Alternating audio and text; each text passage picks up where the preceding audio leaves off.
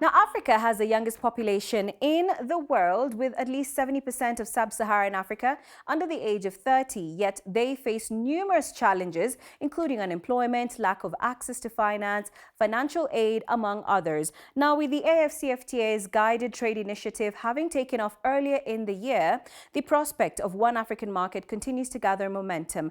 At the moment, 8 African countries, including Cameroon, Egypt, Ghana, Kenya, Mauritius, Rwanda, Tanzania, and Tunisia, representing 5 regions, are participating in the guided trade initiative. So how do youth-owned businesses get a piece of the cake? Well, representatives from various African countries are meeting in Kampala for the AfCFTA Youth Day to get their voices heard. Now, the forum aims to facilitate the development of friendly trade ecosystems that will benefit African youth in businesses. Now, I've been speaking with Emolot Allan David, who is the chairman of the Independent Continental Youth Advisory Council of the AfCFTA. I began by asking him whether there is enough representation as Africa embarks on building the largest trade bloc in the world.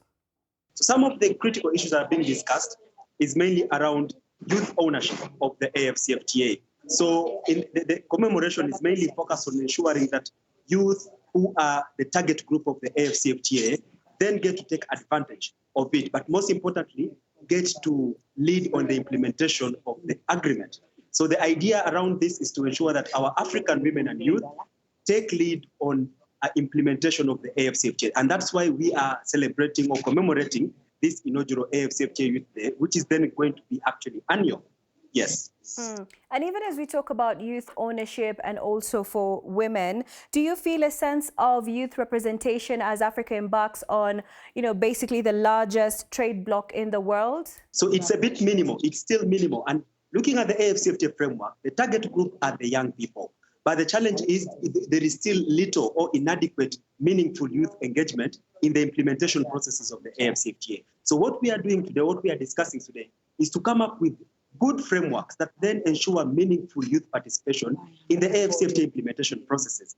And I think what the youth are voicing out here is more awareness that is required, more institutionalization of their own participation at member state level that is required, but also at the broader level, at the regional level, the AfCFTA Secretariat speeding up the negotiations and the protocol of women and youth in trade. Now, you're talking about youth participation and representation, but could you expand more on how youth businesses can be integrated? Do they need any more special recognition or perhaps preferential treatment?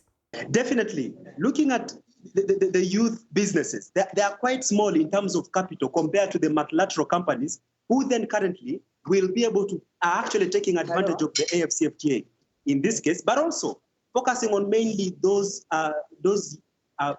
officials, for example, in the cross-border districts, where these youth in small businesses then used to trade across the borders, not to be very stringent, but that rather implement. Because the idea is there is a certain percentage of goods that are supposed to be able to be traded by young people.